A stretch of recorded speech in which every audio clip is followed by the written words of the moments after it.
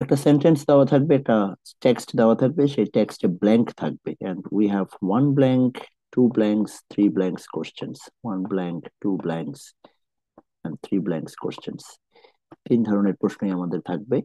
এবং আমরা গতদিন দেখেছি যে এটার জন্য একটা ব্ল্যাঙ্ক যদি হয় তাহলে ফাইভ অপশনস থাকে, পাঁচটা অপশন থাকবে, সেই পাঁচটা এ টু ই এখান থেকে আমাদের চুজ করতে হবে। দুইটা ব্ল্যাঙ্ক যদি থাকে তাহলে ব্ল্যাঙ্ক ওয়ান এর জন্য এ বি সি অপশন থাকবে, আবার ব্ল্যাঙ্ক টু এর জন্য ডি ই এফ অপশন থাকবে।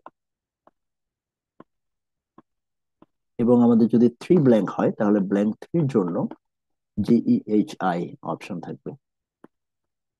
এই যে অপশন, এইভাবে করে আমরা, যেভাবে আমরা এখানে একটা ব্ল্যাঙ্ক গুলো দেখতে পাচ্ছি, এরপরে আমরা দুইটা ব্ল্যাঙ্কের দেখতে পাচ্ছি A B C D E F, এভাবে। দেন আমাদের তিনটা ব্ল্যাঙ্ক অপশন ওলা কিছু কোশ্চেন আছে, যেখানে তিনটা অপশন আছে, A B C for blank one, D E F for blank two, and G H I for blank three. এই হচ্ছে কোশ্চেন প্যাটার্ন। কোশ্চেনটা সলিউশন করার স্ট্র্যাটেজি কি সেটা নিয়ে একটু বলি।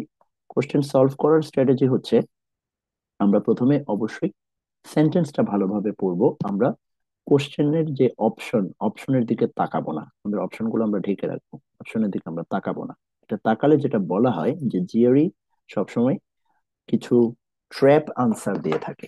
সেই ট্র্যাপ আনসার গুলো আমরা যদি অপশনের দিকে তাকাই, সেন্টেন্স না পড়ে আমরা যদি একটা গ্যাস ওয়ার্ক না করে আগে ট্র্যাপ কোশ্চেন আনসারের অপশনের দিকে যদি তাকাই, তাহলে ট্র্যাপে পড়ে যাওয়ার আশঙ্কাটা বেশি। সে কারণে আমরা অপশনের দিকে তাকাবো না, আমরা আগে সেন্টেন্সটা পড়বো। পড়ে যেটা, এরপরে যে বিষয় যে জিআর এর প্যাটার্নে যেটা বলা হচ্ছে, যে সেন্টেন্সে অবশ্যই ব্ল্যাঙ্কে কি হবে সেটা ওপেন এন্ড কিছু না। ওপেন এন্ড বলতে বোঝাচ্ছি যে আপনি একটা সেন্টেন্সে যদি আমি বলি যে আমি আম, যাব, এখন আমি কোথায় যাব সেটার জন্য আমি ব্ল্যাঙ্ক যদি দিই, তাহলে আমি যে কোনো জায়গায় যেতে পারি। আমি ইউএসএ যাব, আমি জাপান যাব, আমি ঘুমাতে যাব, যে কোনো কিছু সম্ভব। কিন্তু এটা হচ্ছে ওপেন এন্ড, আমি কোথায় যাব সেই ব্ল্যাঙ্কে কি দেওয়া যাবে সেটা, it's like creativity, it's like having some information that's not at all provided somewhere in the prompt. জিওরি যেটা করবে, তারা সেন্টেন্সের মধ্যে অবশ্যই ক্লু রাখবে, যে বলে দিবে যে এটাই হচ্ছে আনসার। দুইটা আনসার হওয়ার সুযোগ তারা দিবে না, যে আমি এভাবে চিন্তা করলে এটা আনসার হয়, ওভাবে চিন্তা করলে ওটা আনসার হয়, এরকম সুযোগ তারা রাখবে না। আমাদেরকে সেই ক্লুটা ফাইন্ড আউট করতে হবে, এবং এরপর শব্দ থেকে, অপশন থেকে সেই ক্লু অনুযায়ী শব্দটা বাছাই করতে হবে। সো আমরা তিন স্টেপে কাজটা করব basically. We will see three steps. এই থ্রি স্টেপস গুলো হচ্ছে, স্টেপ ওয়ান হচ্ছে আমাদের সবসময় যে ক্লুটা ফাইন্ড আউট করা, find out the clue. Step one হচ্ছে ক্লু বের করা। ক্লুটা বের করার পর স্টেপ টু হচ্ছে আমাদের গ্যাস। আমরা আগে চিন্তা করব, come up with your own word, নিজের একটা শব্দ নিয়ে, নিজের একটা আইডিয়া নিয়ে। It's not necessarily fixed word, একটা সিনোনিম নিয়ে আসতে হবে, একটা শব্দই আমাকে বুঝতে হবে এরকম না। ইটস এন আইডিয়া যে এখানে কি হতে পারে, সেটা আমরা ডিসাইড করব। আর ডিসিশন এটা হয়ে গেলে পরে, সেটা বসানোর পর আমরা এবার লুক ফর দ্য অপশনস, এরপরে আমরা অপশনসে যাব, এবং আমরা এই গ্যাস যেটা করেছি সেটার সাথে অপশনে কোনটা মিলে সেটা বের করার চেষ্টা করব। অপশন মেলানোর সময় শুধু যে আমরা গ্যাসের সাথে মিলে গেল ব্যাস আমি আনসার দিয়ে দিলাম, নো, এটা করা যাবে না। আমাদেরকে অবশ্যই এলিমিনেশন প্রসেসটা অ্যাপ্লাই করতে হবে, প্রসেস অফ এলিমিনেশন আমাকে অ্যাপ্লাই করতে হবে। অর্থাৎ আমি একটা একটা করে দেখবো যে হ্যাঁ এটার সাথে এ মিলছে না, বি মিলছে না, সি হতে পারে, ডি মিলছে না, ই হতে পারে। দুটো যদি হতে পারে হয় তাহলে আবার we will go into them, যে সি এবং ই এর মধ্যে পার্থক্য কি। দুটার মধ্যে পার্থক্যটা বের করে আমরা ফাইনালি ডিসাইড করবো yes, C is the best answer. Okay. So এই যে দ্যাট বেস্ট কমপ্লিটস, সবচেয়ে ভালোভাবে কোনটা আমার এখানে কাজ লাগে সেটা আমাকে বের করতে হবে। সো বেস্ট কমপ্লিটের জন্য পিওই মাস্ট, তাহলে আমরা ট্র্যাপে পড়বো না।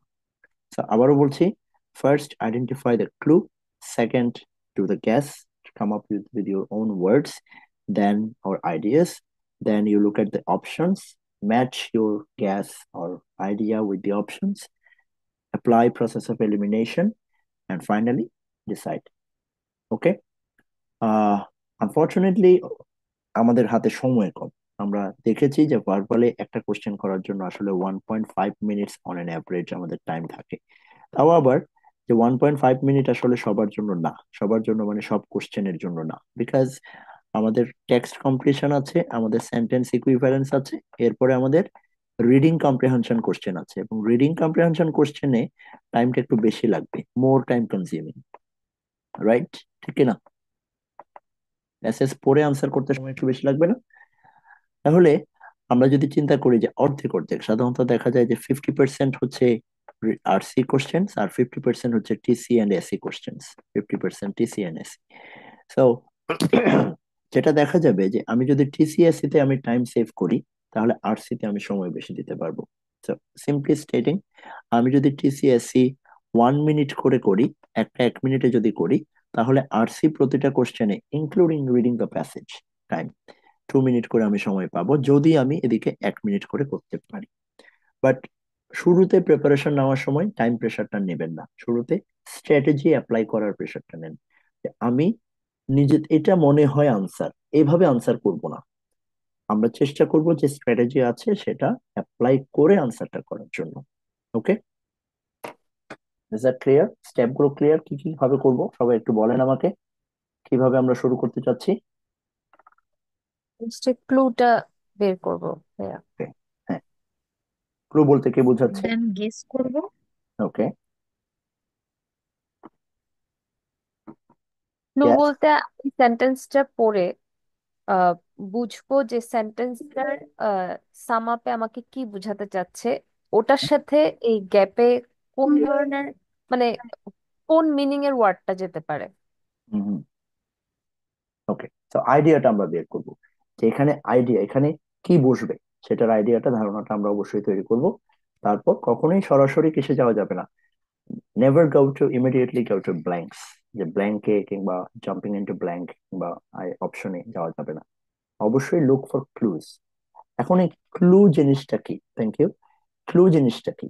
এই কনটেক্সটটা বোঝা, একটা সেন্টেন্সের যে কনটেক্সট, সেই কনটেক্সটটা বুঝে সেখানে যে কি আছে, যে সেখানে সাধারণত সবসময় জিআরইতে সাধারণত কম্পারেটিভ স্টেটমেন্টস থাকে, অর্থাৎ একটা সিচুয়েশন, সেখানে একটা কজ ইফেক্ট থাকতে পারে, একটা এটা হলে এটা হবে এরকম টাইপের সিচুয়েশন, অথবা একটা এরকম হয়েছিল বিধায় এরকম হচ্ছে, আগে এরকম ছিল বর্তমানে এরকম, এরকম একটা কম্পারেটিভ কিছু একটা থাকে। ইটস নট ফ্ল্যাট, হ্যাঁ, ইউজুয়ালি একটা এরকম কম্পারেটিভ কিছু একটা থাকে। সো কম্পারেটিভ থাকলে যেটা হয় যে একটা সেন্টেন্সে আমরা এই ধরনের স্টেটমেন্ট গুলা, কন্ট্রাস্টিং আইডিয়া বা সাপোর্টিং আইডিয়া, অলওয়েজ একটা স্টেটমেন্ট দিল, সেটার সাপোর্টে সেটা ভিন্ডিকেট করে সেটা প্রুফ করার জন্য বা সেটার জন্য একটা এভিডেন্স দিল, এরকম থাকে। এই জিনিসগুলো আমরা কিভাবে প্রকাশ করি? আমরা যদি লেখার কথা চিন্তা করি, যে আমি যদি একটা কন্ট্রাস্টিং আইডিয়া দিতে চাই বা সাপোর্টিং আইডিয়া দিতে চাই, আমরা জানি যে কিছু ক্লু ওয়ার্ড আমাদেরকে, লিঙ্কিং ওয়ার্ড আমাদেরকে ব্যবহার করতে হয়, তাই না? এরকম লিঙ্কিং ওয়ার্ডের উদাহরণ দেন তো কয়েকটা। অলদো, দো, Although, yes, though, although, however, therefore, supporting আইডিয়ার জন্য আমরা মোর ওভার ব্যবহার করতে পারি, তাই না? কোন হ্যাঁ। একটা আচ্ছা, এইসব শব্দের পাশাপাশি এই শব্দগুলো হচ্ছে লিঙ্কিং ওয়ার্ডস, এগুলো দিয়ে আমাদের সবসময় আমাদের ক্লু গুলা সাধারণত এগুলো দিয়ে হয়। ওকে, তো এই ক্লু গুলা, এর পাশাপাশি আরেকটা ক্লুর অপশন আছে, সেটা হচ্ছে কি, সেটা হচ্ছে আমাদের পাঞ্চুয়েশন। পাঞ্চুয়েশন বলতে কি বোঝাচ্ছে? জাস্ট আমাদের ফুল স্টপ, কমা, যে বিষয়গুলো আছে সেগুলো। অর্থাৎ আমি যদি একটা আইডিয়া দিতে থাকি, মনে করেন আপনি একটা লিস্ট তৈরি করছেন, যে আমি এখানে গেছি, তারপরে ওখানে গেছি, তারপরে এটা করেছি, এভাবে একটা লিস্ট আপনি তৈরি করছেন, এরকম যদি হয়, তাহলে আমরা কমা ব্যবহার করে করে লিস্টটা দিতে পারি। আমি যদি একটা আইডিয়ার কন্টিনিউয়েশন দিতে চাই, তাহলে আমরা সেমিকোলন ব্যবহার করি, অনেক সময় আমরা ডিফাইন করার জন্য একটা কোলন ব্যবহার করি, অথবা একটা ড্যাশ ব্যবহার করি, হাইফেন বলি আমরা অনেক সময়, হাইফেন বা ড্যাশ ব্যবহার করি। আর আমি যদি জাস্ট চিন্তা করি যে হ্যাঁ, I am in the same paragraph, I am describing my idea, আমি এখনো ওই আইডিয়াতেই আছি, আমি নতুন কোনো আইডিয়াতে যাইনি, I can just right couple of sentences one after the other, right? তাহলে আমি জাস্ট ফুল স্টপ দিয়ে আরেকটা সেন্টেন্স শুরু করতে পারি, এবং সেখানে যদি আমি এরকম যদি না হয় যে আমি ভিন্ন একটা সেন্টেন্সে গেছি, তাহলে দেখা যাবে যে আমি ফুল স্টপ দিয়েই যাচ্ছি। সো কন্টিনিউয়েশন অফ আইডিয়া বোঝানোর জন্য কিন্তু এই কমা, ফুল স্টপ ডেফিনেশন বোঝানোর জন্য বা এক্সপ্লেনেশন অফ আইডিয়া বোঝানোর জন্য, কনসেপ্ট বোঝানোর জন্য এই কোলন, সেমিকোলন, হাইফেন বা ড্যাশ এগুলা ব্যবহার হয়। তো একটা জিনিস খুব ক্লিয়ার, সেটা হচ্ছে আমরা এখন ক্লু নিয়ে পড়াশোনা করছি, যে what are the clues, how to find out the clues. একটা জিনিস ক্লিয়ার, সেটা হচ্ছে লিঙ্কিং ওয়ার্ডস। সো আমরা যখন দেখবো দো, তার মানে একটা কন্ট্রাস্টিং আইডিয়া আসছে। আমরা যদি দেখি মোর ওভার, তার মানে একটা সাপোর্টিং আইডিয়া আসছে, সিম্পল। আমরা যদি দেখি দেয়ার ফোর অথবা সো, তাহলে আমরা বুঝছি যে আগে যেটা বলা হয়েছে তার একটা কনক্লুডিং রিমার্কস আসছে, একটা কনক্লুশন আসছে। So, আর পাশাপাশি আমরা জানলাম যে একটা কোলন যদি থাকে, সেমিকোলন যদি থাকে, হাইফেন বা ড্যাশ যদি থাকে, তাহলে একটা ডিফাইন করা হচ্ছে কোনো কিছুকে, কোনো কিছুকে এক্সপ্লেন করা হচ্ছে, এক্সাম্পল দেওয়া হচ্ছে। যদি জাস্ট ফুল স্টপের পরে নতুন সেন্টেন্স শুরু হয়, সেখানে যদি কোনো কন্ট্রাস্টিং লিঙ্কিং ওয়ার্ড না থাকে, তাহলে সাপোর্টিং আইডিয়া কিংবা continuation of the similar idea বোঝাচ্ছে। All this clear? এগুলো বোঝা গেল? কোনো প্রশ্ন আছে এই পর্যন্ত? তাহলে আমাদের টার্গেট হচ্ছে এই ক্লু ফাইন্ড আউট করা, এবং ক্লু অনুযায়ী আমার সেন্টেন্সে গ্যাস করা। গ্যাস করার পর, নিজের আইডিয়ার পর আমার শব্দগুলো দেখে আমরা আনসার বের করা, এই হচ্ছে আমাদের কাজ। Okay, so now we will read the first sentence and start with the process. Okay, তো প্রথম সেন্টেন্সে কি আছে? This composer has never courted popularity. Then কি ব্যবহার করলো? একটা কোলন ব্যবহার করলো, দেখা যাচ্ছে কোলনটা, জি। এটা কোলন ব্যবহার করলো। তাহলে কোলন দিয়ে বোঝা যাচ্ছে এটাকে এক্সপ্লেন করবে সে এখন, যে হ্যাজ নেভার কোর্টেড পপুলারিটি, এই যে তার সম্পর্কে বলা হলো নেভার কোর্টেড পপুলারিটি, এটাকে সে ফার্দার এক্সপ্লেন করবে। Her rugged modernism seems to defy rather than to blank the audience. সে কি করে? সে ডিফাই করে অডিয়েন্সকে। কোর্ট করা মানে কি? সোজা, চেজ করা। সোজা বাংলায় বললে অনেকটা কিছুটা পেলানো মানে যায়। বলি যে হ্যাঁ। তার পক্ষে কথা বলা, তাকে মানে একটু স্পেস দিয়ে কাজ করা, দেন তাকে নিয়ে কাজ করা, এটা হচ্ছে কোর্ট। ডিফাই হচ্ছে তার বিপরীত। খুব স্ট্রং পারফর্মার সে, তার সম্পর্কে বলছে যে কম্পোজার ওই পপুলিস্ট হওয়ার চেষ্টা করেনি, যে মানুষ এটা চায় তাই আমি এভাবে দিব, প্রেজেন্ট করবো, এরকম না। সে তার মাথায় যে কনসেপ্টটা আছে সেটাই সে ডেলিভারি করেছে। He seems to defy, seems to defy rather than. Rather than কি ধরনের লিঙ্কিং? কন্ট্রাস্টিং না supporting? Contrasting. Contrasting. So rather than যদি কন্ট্রাস্টিং আইডিয়া হয়, সে ডিফাই করে, তাহলে এখানে to blank, rather than to blank the audience, এখানে কোন শব্দটা হতে পারে, কোন আইডিয়াটা এখানে কি হবে আসলে? কোর্টের সিনোনিমাস হবে না? এক্স্যাক্টলি, আমরা এখানে কোর্ট শব্দটাই ব্যবহার করতে পারি, রাদার দেন টু কোর্ট দি অডিয়েন্স। এবার আমরা আসবো, আমরা আইডিয়া পেয়ে গেছে, এবার আমরা আসবো কোর্টের জন্য এখানে কোন শব্দটা আছে। ইগনোর হবে কি? না। ইগনোর হবে না। ডিসকাউন্ট? না। না। উ ও মানে ভাইয়া সাপোর্ট। মানে কি আমরা জানি এটা না। হতে পারে টিচ? support। হ্যাঁ, হতে পারে। টিচ? না। না। কাউ? না ভাইয়া, কাউ কি এখানে নাউন কাউ বুঝাচ্ছে? অবশ্যই না। জিআরিতে খুব পরিচিত কোনো শব্দ যদি দেখেন, তাহলে চিন্তা করবেন এটা একটা সেকেন্ডারি মিনিং আছে। এবং দেখেন এগুলো সবগুলো কি? Ignore, discount, woo, teach, cow, এগুলো কি? All verbs. তাহলে আপনি ধরে নিতে পারেন যে এটাও একটা ভার্ব। ঠিক আছে, আচ্ছা। হুম। তাহলে কাউ এবং কাউ এর অর্থ আমরা জানি না আপাতত, উ এর অর্থ আমরা জানি না। উ হতে পারে, আমাদের মনে হচ্ছে যে এটা কোড হতে পারে। তাহলে এখন আমরা উ এবং কাউ এর অর্থটা জেনে নিই। কি হবে? উ এর অর্থ কি, কে বলতে পারবেন? ভাইয়া support. Sick the support of, এটা হচ্ছে সিক দ্য সাপোর্ট। উ শব্দের অর্থ হচ্ছে basically to seek the support. Sick the support, didn't want that. It changed all the colors. এই ওয়ার্ডটা কি খুব কম ইউজ হয় না? আমি প্রথম এই ওয়ার্ডটা দেখেছি। জিওরিতে আমরা নতুন নতুন শব্দ শিখবো, এটা স্বাভাবিক। অলওয়েজ আমরা নতুন নতুন শব্দ শিখবো, এটা একেবারেই স্বাভাবিক। So, আমরা একটা শব্দ পেলাম। এটার প্রতিশব্দ কি হতে পারে? নর্মালি চেজ, পারসু, এগুলো হতে পারে এটার প্রতিশব্দ। চেজ সামওয়ান, পারসু, পারসু করা। বাংলায় একটা সুন্দর শব্দ আছে, পানি প্রার্থী হওয়া। সেই রোমান্টিক অর্থে, সেটার অর্থে উ ব্যবহার করা হয়, to woo someone, to court someone, সেই লাইনেও ব্যবহার হয় এই শব্দটা। আর কাউ শব্দের অর্থ কি হতে পারে ভার্ব হিসেবে? What is cow? কাউ এর সাথে সব, ভয়, যেটা সবাই ভয় জানি, লাগানো আছে। এক্স্যাক্টলি। কাওয়ার্ড শব্দটা আমরা সবাই জানি, বা কাওয়ার্ডিস, ইয়েস,